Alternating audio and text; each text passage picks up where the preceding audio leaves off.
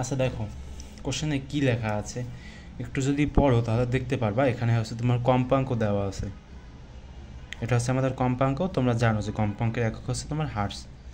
আচ্ছা, তো radio speaker থেকে উৎপন্ন শব্দ তরঙ্গ দৈর্ঘ্য দেওয়া আছে, সেটা কত? 1.15 মিটার। তো আমাদের কাছে কোশ্চেনটা কী করছে যে বায়ুতে শব্দ তরঙ্গের দ্রুতি কত, বুঝতে কি পেরেছ? আমাদের দ্রুতি বের করতে হবে। তো আমরা ভি সমান সমান কী সূত্র জানি, যে ভি সমান সমান আছে তোমার এফ ল্যামডা। যারা জানো তারা তো বুঝতে পেরেছো, আর যারা না জানো তারা এটা মুখস্থ করে নিতে পারো, বা পরবর্তীতে আরও কোনো ম্যাথ করে এই যে সূত্রটার যে প্রয়োগ সেটা দেখতে পারো। আমি তোমাদের এখনই শিখিয়ে দেবো, কোনো সমস্যা নেই।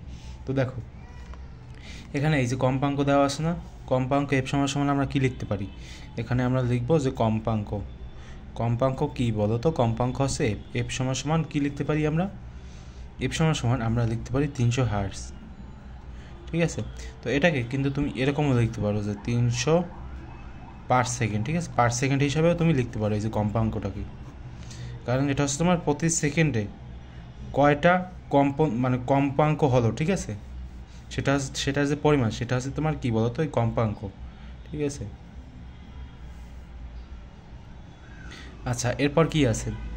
এরপর হচ্ছে তোমার তরঙ্গ দৈর্ঘ্য আছে, তরঙ্গ দৈর্ঘ্য। তো তরঙ্গ দৈর্ঘ্যটাকে তুমি লিখতে পারো কী বলো তো, ল্যামডা হিসাবে। তো ল্যামডা সমান সমান কত? ল্যামডা সমান সমান হচ্ছে তোমার 1.15 মিটার। ঠিক আছে, এটা হচ্ছে আমাদের ল্যামডা। তো এখন তো বুঝতেই পারছো, এখন আমরা কী করব? গুণ করব, আর কিছুই করব না। দেখো 300 গুণ 1.15 দাও, তাহলে দেখো কত আসে।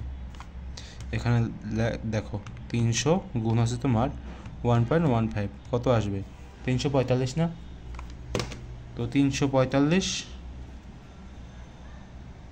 Metre per second. আমাদের বেগের একক কি? Metre per second. তো সেই এককটা এখানে লিখে দিলাম। তো এভাবে তোমরা বের করতে পারবে এগুলা, বুঝেছো?